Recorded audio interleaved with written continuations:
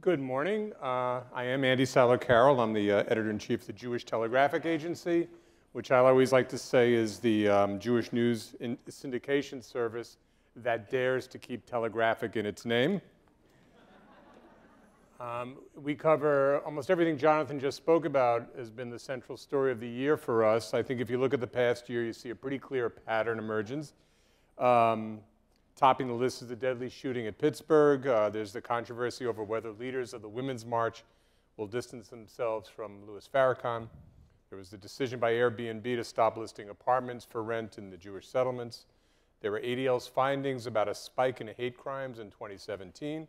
And there was the rise of anti-Jewish sentiment in Europe in general, and more specifically, the British Labour Party's inability somehow to deal with both anti-Israel and anti-Jewish sentiment within its ranks. So all these stories tend to fall under the rubric of anti-Semitism, but do they?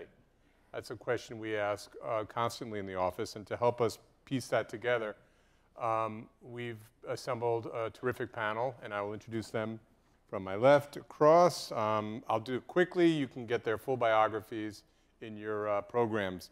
But it's my pleasure to introduce my friend and colleague, Jane Eisner, who is the editor-in-chief of The Forward, the famed Jewish newspaper, magazine, and fiercely independent Jewish news site. Next to Jane is Professor Deborah Lipstadt. Professor Lipstadt is the Dorot Professor of Modern Jewish History and Holocaust Studies at Emory University, and the author of the forthcoming book, Anti-Semitism Here and Now. And Bret Stephens is the op-ed columnist for the New York Times, a Pulitzer Prize-winning former foreign affairs columnist for the Wall Street Journal, and the one-time editor-in-chief of the Jerusalem Post. So I think we want to get right into it. I know we're all pressed for time. Earlier this week, we agreed to start. Let's start with a definition of anti-Semitism.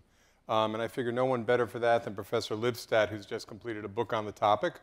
I think we assume there's a definition of anti-Semitism, but even that's controversial. There are definitions.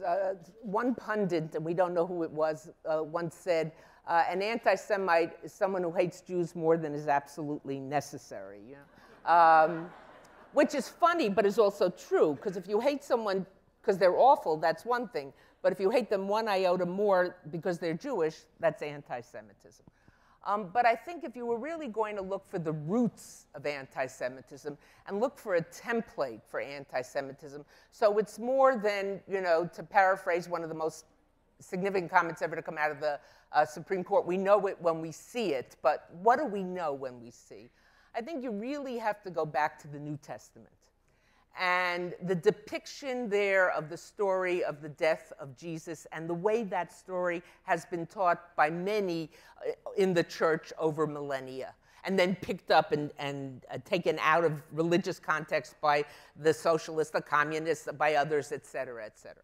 But what is the story? The story is that the Jews, now of course everybody in the story is Jewish except for the Romans who actually kill him. But that's immaterial. That's a fact, and we don't bother with that. The Jews wanted Jesus to be killed. Why? Because despite the fact that he could have brought so much peace to the world and so much good to the world, they wanted him killed because he wanted to chase the money changers out of the temple. And they managed, this small group of people in this insignificant place, managed to convince the most powerful entity in the world, the Romans, to do this killing. So right there you have the template for anti-Semitism. Money, power, a small group, but a small group that is able to use its smarts in a nefarious way, in an evil way, in a malicious way, to get power for people to do their bidding.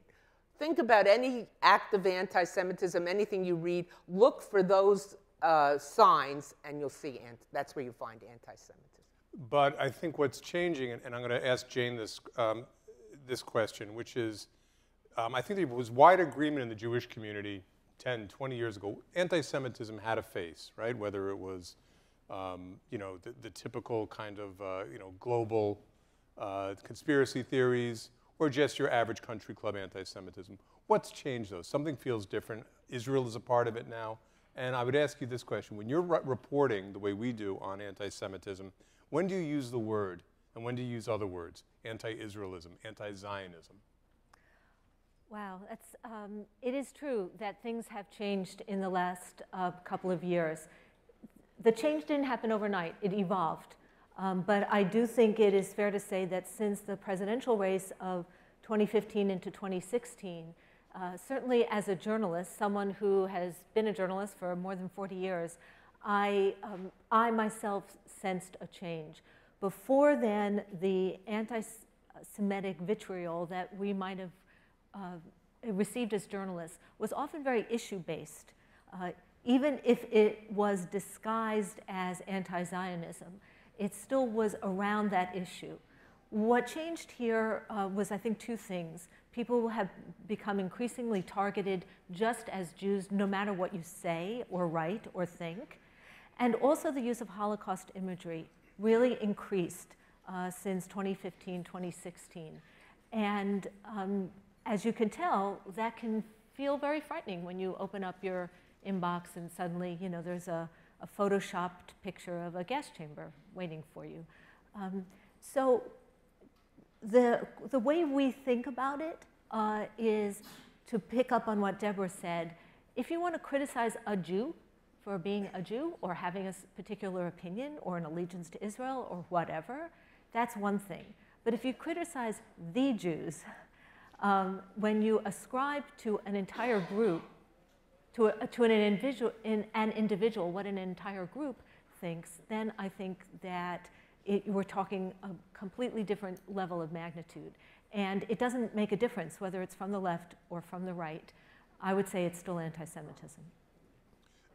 Bret, you wrote, this is last year, I think, Growing Anti-Semitism in Europe, The Dangers of the Alt-Right, terms like corporatist global media, and you also wrote about the far left that advocates for the elimination of Israel as a Jewish state. Are we seeing something new, or is this just old vintages and new bottles? Well, I mean, look, anti-Semitism is a mutating virus. And sometimes I'm even reluctant to use the term anti-Semitism because itself, the word is a coinage, really, of the late 19th century that adapted itself to the prejudices and worldview prevalent at the time. But really what we're talking about is Jew hatred. And Jew hatred comes in a variety of versions. There's a religious-based Jew hatred. There's Jew hatred based on race. And now there's a new form of Jew hatred which operates under the term anti-Zionism. And there are a handful of anti-Zionists who are not Jew haters, but there are a great many more who are.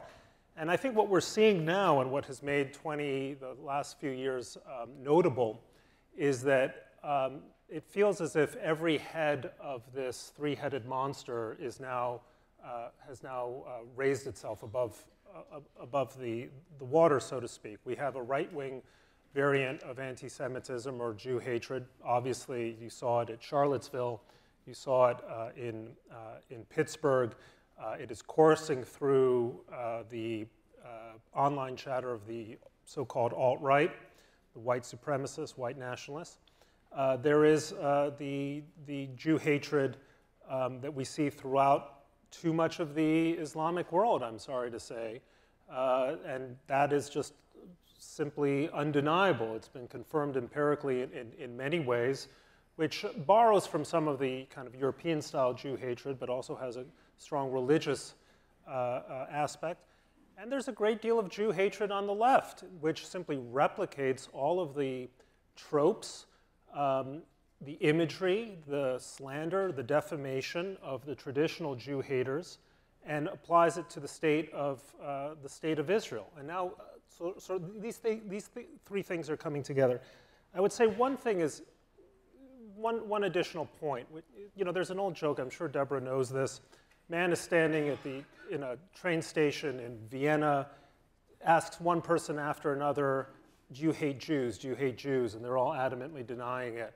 And finally, one fellow says, well, yeah, as a matter of fact, I can't stand them. He says, at last, an honest man. Please look after my baggage. I have to run to the men's room. And that is to say that with very few exceptions, Jew haters rarely do us the favor of telling us they're Jew haters. They say they're anti-Zionist. They say they merely hate Israel and what it's doing to the Palestinians, even as they replicate classic anti-Semitic stereotypes. They say some of my best friends are Jews, you know, et cetera, et cetera. And I think we have an obligation to sort of think, as it were, with all of our senses, which is not just to sort of look for hard verbal evidence that a person hates Jews, Mel Gibson saying, you know, Jews have caused all the wars in the world, but to simply say, if you're accusing Israel of committing genocide, right, which is obviously not true, you're partaking of anti-Semitism. You are attributing diabolical behavior that is simply not there, and you're doing it specifically against the Jewish state. And we need to call that out and be as alert to that as I think, say, the African American community has been alert to all forms of racism that travel just beneath the surface without actually using the N-word or being so explicitly racist. Can I just the thing, Bret mentioned, you know, people would say some of my best friends are Jews, or I hired a Jewish employee and let him leave early on Shabbat, or some of my daughter's married to a, whatever it might be, some of. And I remember, why did I'm going to lose my train of thought. We only have, I remember as a kid, the first time I heard someone say that to my parents, who were clearly Jewish, and the salesman said, oh, some of my best friends are Jews. And when he walked away, I said to my parents, I said, oh, that's so nice. And they said, did you ever hear anyone boast about some of my best friends are white Anglo-Saxon Protestants, you know? The minute you start boasting about some of my best friends, you're saying, I'm doing something so righteous, so brave by having these people as my friends, and these are the good ones. The rest, fair. You know? Yeah. But even that's an old joke. So you wrote a book, it's coming out soon, about anti-Semitism. You must have started it more than a year ago, I'm guessing. I started right after Gaza. What was the impetus, and what do you think has changed? What I think of change is, and Bret and Jane were both saying this before, that first of all, right now we're seeing it from the right and from the left and from the Islamist extremists, and we've got to acknowledge that it's there, and many, particularly liberal commentators, refuse to call that as it is. So we're seeing it, this sort of perfect storm coming from three sides. And I think most importantly, we're seeing an emboldened, those on the right feel emboldened, those on the left feel emboldened. If you think that the only one side, if you're only seeing anti-Semitism on the side on which you're located, then you're blind to what's going on the other side of the transom. And if you see, I know I have many friends on the left who only woke up to anti-Semitism when Donald Trump became a candidate and sort of had these dog whistles to the far right. And I know many friends on the right who are totally oblivious to what's going on next to them but only see it on the left. I think that we're seeing it on both sides, and it's got to be acknowledged on both sides. And I see a willingness amongst certain political leaders, not just in this country, but in Hungary, in Austria, in Poland, to let it go by. And Jonathan mentioned the George Soros dog whistle. That's all. Soros, one pundit just recently said, Soros has become the Rothschild of the 21st century. Right. I just want to add that I think we also have to acknowledge that there have been times in the last couple of years when it seemed that a certain kind of anti-Semitism in this country was given permission to be expressed by the man in the White House. And to me, that is new.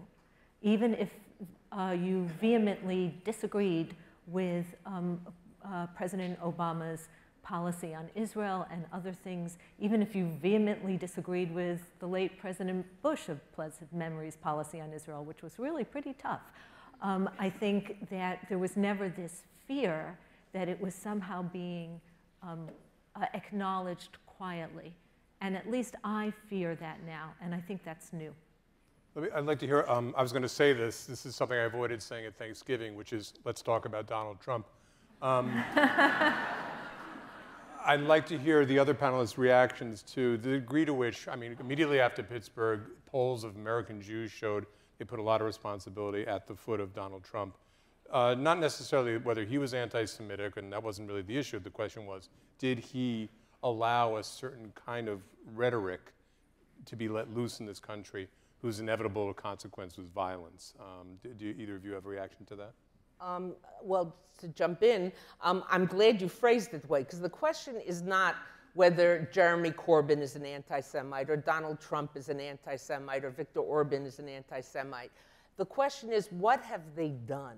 What have their actions been that provoke anti-Semitism, give the dog whistle to anti-Semitism, normalize anti-Semitism? And I think that's the way we should be phrasing the question.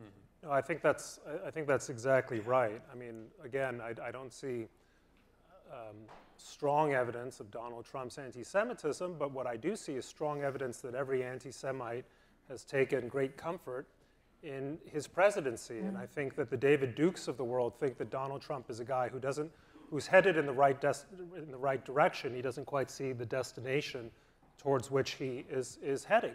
Look, it is very difficult to speak of the globalists, constantly inveigh against the globalists, international banks and international bankers, the assault on sovereignty and the people, and so on, the corrupt, disgusting elites, and the dirty and dishonest, the cosmopolitans, the dirty and dishonest media, and not hear echoes of every anti-Semitic slur through the ages. So the alt-right doesn't have to hear the word Jew to feel they know exactly what the president is talking about. And it has created a climate in which suddenly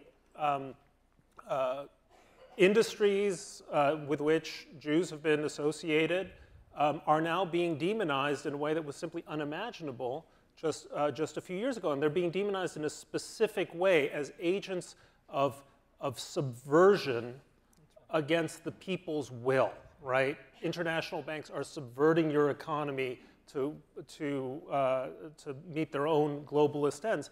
By the way, I would say that is exactly, that's also true, and this is a point Deborah raised, this is also true of the left. The constant demonization of Israel, whether it is offered in an anti-Semitic, explicitly anti-Semitic way, does give comfort to every genuine anti-Semite that the Jewish state is this uniquely evil state that alone occupies another people, alone commits this or that war crime and atrocity.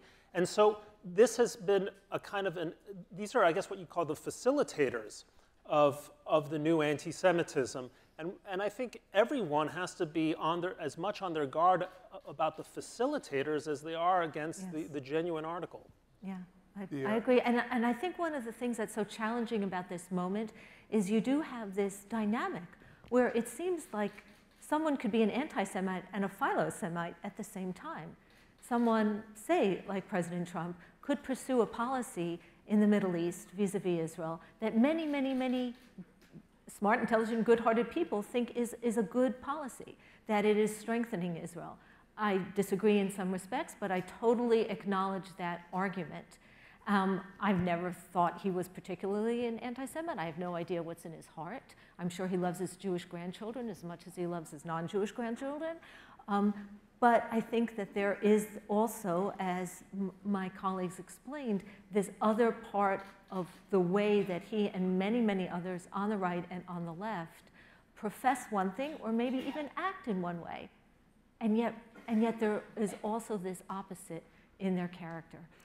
You know, a Philo-Semite, I think it was Franklin Foer, formerly of the New Republic, who described the Philo-Semite as an anti-Semite who likes Jews. Right, you know, exactly.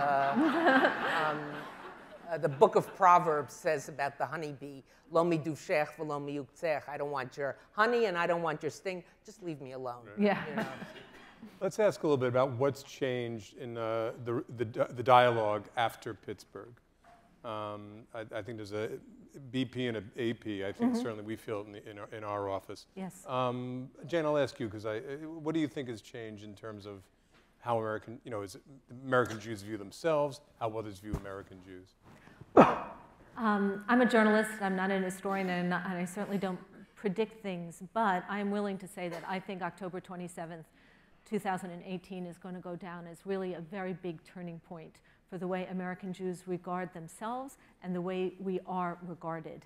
And I think there are a number of reasons for this. I think the rawness and the violence of that massacre was unlike any of us had ever experienced, and I think really changed our sense of vulnerability in this community. I also think it taught other people in America that this plague of anti-Semitism is real. And I've heard on college campuses and other places that there's a new regard for the situation of Jews that had been missing. At the same time, I think that the response of many Jews individually and communally has been extraordinary, and I think that we are developing a new Jewish vernacular to figure out our place in this culture. It is related to, but not dependent on Israel. It is responding in a purely American Jewish way to what is happening in America. So I think it is both obviously extremely troubling, but also in a certain way gratifying to see Jewish ritual text, to see on the front page of the Pittsburgh Post-Gazette, the first few words of the Mourner's Kaddish, put there by an editor-in-chief who is not a religious man at all, and yet felt called not only to do this, but empowered enough to put that on the front page of a newspaper in a broad community. I don't think we've ever seen anything like that. But you mentioned something about Israel and America, and I think there's a certain sense of a divide, I think. It came out a little bit after Pittsburgh. Clearly, I think if you poll the Jewish populations of both countries, you have a much different point of view about President Trump. Yes. And I think we also saw it in the reaction of some of the Israeli officials who came to Pittsburgh. They prefer to see the biggest threat right now from BDS, from the boycott and divestment and sanctions movement against Israel. Do you find it strange? I find it very strange. I find it very troubling. That we have different... Well, not that we have different views. That's perfectly acceptable.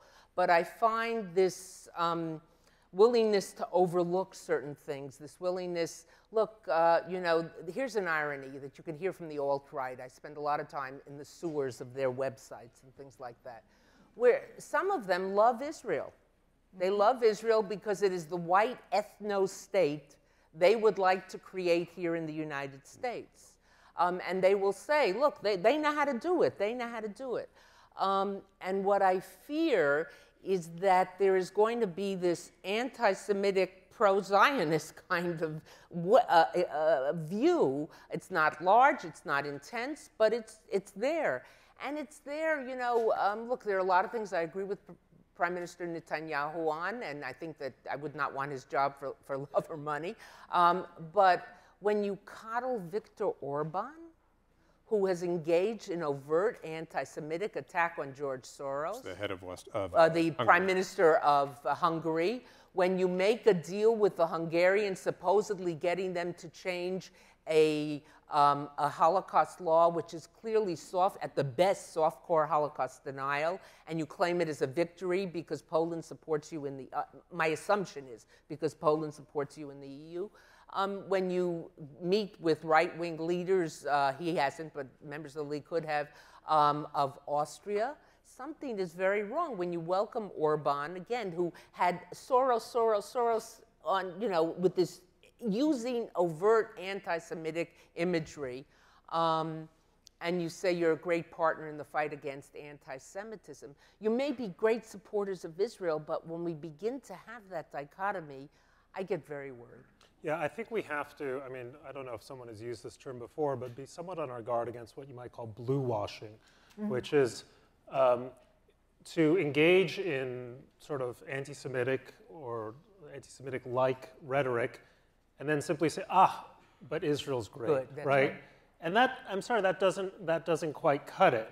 There is a tradition of anti-Semitic Zionism in the sense of put them all in Palestine. Right, and then blow it up. Or convert them. Right. You were going there, but okay. But that's important. So simply say, well, he's good for Israel is necessary but not sufficient. Let's put it that way. And I think we have to be very careful about that. I would say another thing just in connection to Pittsburgh, which is, look, anti-Semitism is a unique hatred in various respects, but one way in which it's unique is Jews stand for a set of principles and ideas, okay? It's not a kind of content-neutral thing. We happen to be Jewish and we like matzo balls, but otherwise we're exactly the same. I mean, the Jewish civilization, culture, and religion have a set of broad principles, and these principles are ideas and arguments about how we ought to think about the world. You know, the synagogue in Pittsburgh was attacked, that specific synagogue was attacked because of its sympathy with the Hebrew Immigrant Aid Society, with its belief that central to Jewish values is a belief that we need to be welcoming to strangers. I mean, that's a powerful Jewish idea that is not content neutral. It is, in fact, controversial, and it is a great idea.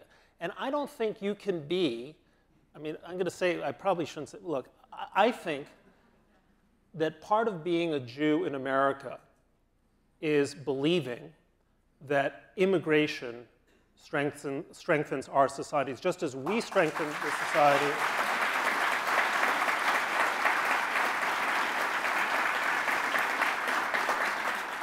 Just as we strengthened the society 120 years ago when we were being depicted as slovenly, criminal-minded, you know, low-life speaking this guttural language that nobody could understand. Well, today, a similar politics is taking place. I think we have an obligation to reject that form of politics. And by the way, I would say, by the same token, our friends on the left our Jewish friends on the left have an obligation to reject the politics that says, I'm against all forms of racism, including anti-Semitism. By the way, Israel's a diabolical state that has no right to exist.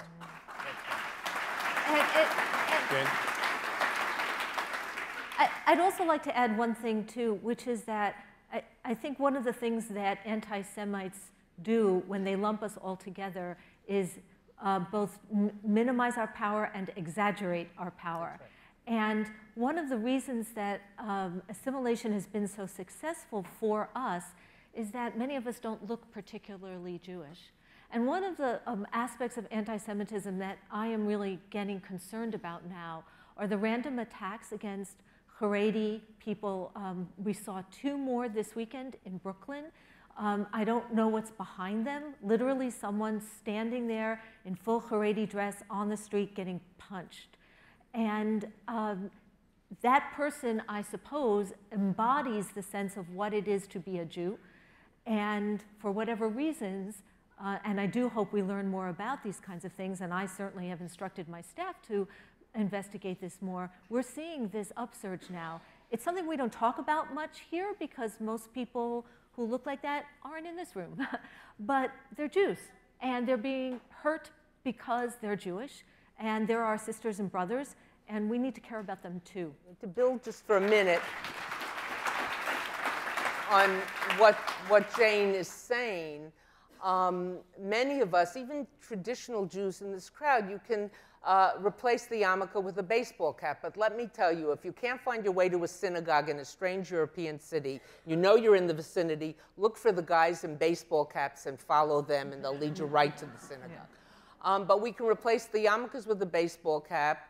Most of us don't look overtly Jewish, but what's happening, and CNN just had this big poll that they released just last week, one of the things that jumped out at me was that over half the Jews in the Netherlands are afraid to express their Jewish identity. We're seeing Jews go back into the closet, so to speak. We're seeing, you say, I've had parents say to me and grandparents, I told my kids to take the Magen David and put it inside their shirt, and I was embarrassed to do it, but glad when they did it. Or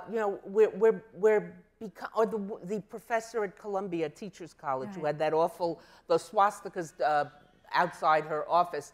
And what the comment that broke my heart was, she said, they won, I'm afraid. But let me ask in an American context, is that true? I sometimes wonder, and I know ADL's gotten some criticism over the last couple months, are you exaggerating the lived experience of American Jews? Every time we report on a swastika daubing, I always wonder that we're over-empowering a kid with a magic marker. Right. So at some point, how do you balance the idea that, yes, something seems to be on the rise, and yet we're this wildly successful and comfortable Jewish community in America? You know, there was a wildly successful and comfortable Jewish community in another powerful, advanced country that I can think of, Germany, in the last, say, between 1850 and 1932. And I think it's a warning, not to say that we're Germany, but it's a warning that feeling that comfortable is always a pretty bad idea, historically speaking, from the perspective of the Jews. And look, the time to be on our guard about it is not when you've reached the stage of France, where every single school has gendarmes with, you know, submachine guns outside of it. It's exactly now when we have to rise up emphatically to reject this form of politics. And by the way, I don't think it's quite so simple. I know it's not dangerous, but it's not quite so simple for Jewish kids on college campuses today who feel like if they're going to be politically engaged, they're going to be fighting from the first day of their freshman year until they walk out the gates. I just don't think that it's really that easy. That should not be happening. It should especially not be happening. This should not be rising when there is now so much warranted and necessary sensitivity to so many other forms of prejudice. And I think that ought to we ought to be calling attention to that. There is this kind of another form of anti-Semitism, which is saying, well, you Jews are just privileged white people claiming victimhood status that you don't really deserve because you're in the upper echelons socioeconomically of society. And again, I think what Pittsburgh serves tragically and vividly as a reminder of is that that does not inoculate you from a madman with a Glock shooting elderly people. Just on that, I'm building on what Bret just said. I mean, that's what you see on the left. That's what you see in the Labour Party in the UK. That's what you see here, where a person on the left says, look, I'm a genuine progressive. I've been a progressive all my life. There is no way a true progressive can be a prejudiced person or can especially be an anti-Semite. Therefore, you must be illegitimate. Your complaints against me must be illegitimate. They must come with some ulterior purpose. And what must be that ulterior purpose? Ha-ha, you're trying to defend Israel. You're trying to, whatever it might be. I mean, you had a member of the Labour Party, she's in the House of Lords, who immediately after Pittsburgh, her first comment was, well, this shows what Netanyahu's policy, I'm paraphrasing. I mean, it's crazy, but you automatically go there, that if I'm a progressive, if I'm a true liberal, I couldn't either be an anti-Semite or abide anti-Semite, therefore there's something wrong with you. And that's what we're seeing on campuses, that's what we're seeing in the Labour Party in the UK, that's what we're seeing here in the left as well. I agree with everything, but I also just want to encourage us to keep this in perspective. We've heard rightly about the surge in anti-Semitic reports in 2017.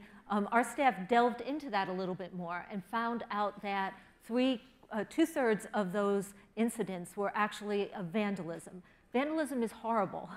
I know what it's like. We've seen it too often. But only 7% were assaults, and less than 1% were aggravated assaults. Now, this is 2017. It was before Pittsburgh. It was before the assaults that I'm just describing to you now. But I do think that it's incumbent upon us to be strong and to recognize all of these things and to call them out, but also to keep them in perspective, because there are other minorities in this country who do not have the power and the privilege that we still enjoy, who are suffering much worse. And I know that as a journalist, I have felt really comforted by the strength of our community, by the ADL and its work, by JCRCs all around the country, by the warm relations that we have with the NYPD, to really make us feel that we are safe and can do our jobs well. And too many minorities in this country do not have that. And I've said from the start, our new vulnerability must continue to awaken our compassion for the status of other people here who don't have all of what we have. And again, I have such good panelists building up on this panel. But building on that, I think there's something else, Jane. that I know you agree with because you published my comment to this effect in the foreword just last week. And that is the danger. I hate to say that I don't agree with everything I publish. But you I agree with, totally. Some of her best friends, right? But there's another danger. It's a danger of seeing, of the problem is serious. I spent 3 years writing this book, and I think about this and worry about this. So I'm the last person to diminish its seriousness, but letting it become the leitmotif of our Jewish identity, where we teach kids what is done to Jews and not what Jews do, where we teach kids how Jews die and how they suffer and not how they live. When we teach them, when they know more about the people who hate Jews than they know about their own tradition. There's got to be a balance, even as we fight this, even as we work against it, to keep that in perspective.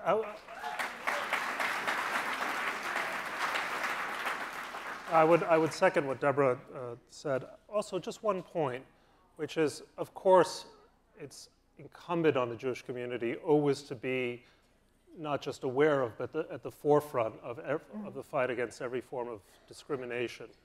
That has to be a two-way street. That has to be a two-way street. That is to say, as we are aware of what the African American community and they experience in terms of racism, that has to be reciprocated. So when Jews are kicked out of the LGBT march in Chicago, that's not being reciprocated. And that's not acceptable.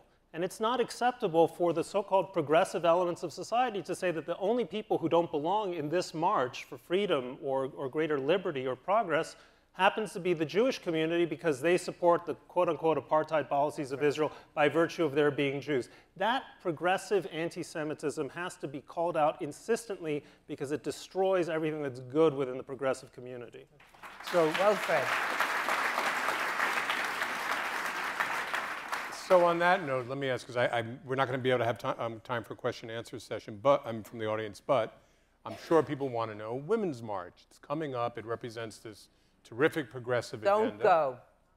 Don't go there, or don't go to the Explain that.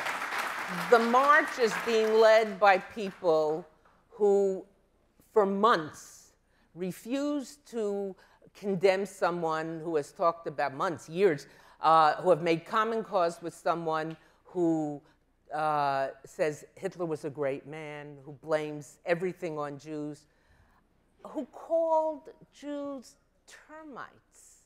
What do you do to termites? What do you do when you have termites? Who do you call? The exterminator. An apology, and you can't say, well, I don't agree with everything that the Minister Farrakhan said. I'm sorry. Yes, politics makes strange bedfellows. You can't agree with everything. But when you call me a termite, I'm not marching behind you. Jane?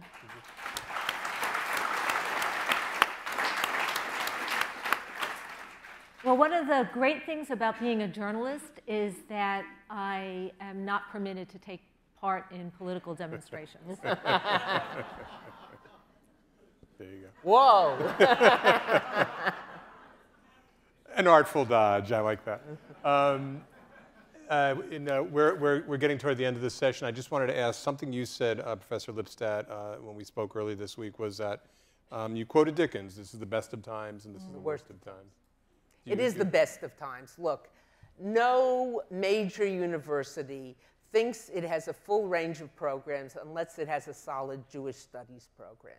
Hillel used to be the place you went to for the brunch on freshman orientation weekend because your parents insisted you do, and you would never go into that dark, dank basement again. Hillel has been transformed. Jewish learning has been transformed. Jewish commitment has been transformed. It used to be said when I was growing up, if you said day school, you didn't have to modify Orthodox day school, community day school, Reform day school. We are living it is a golden Medina. It is a golden state. We have had opportunities and we have blossomed in that way. And that's got to be the balance with the bad stuff. We can't only see that. You know, maybe that famous thing, you know, when it's Hanukkah, it's the first day of Hanukkah.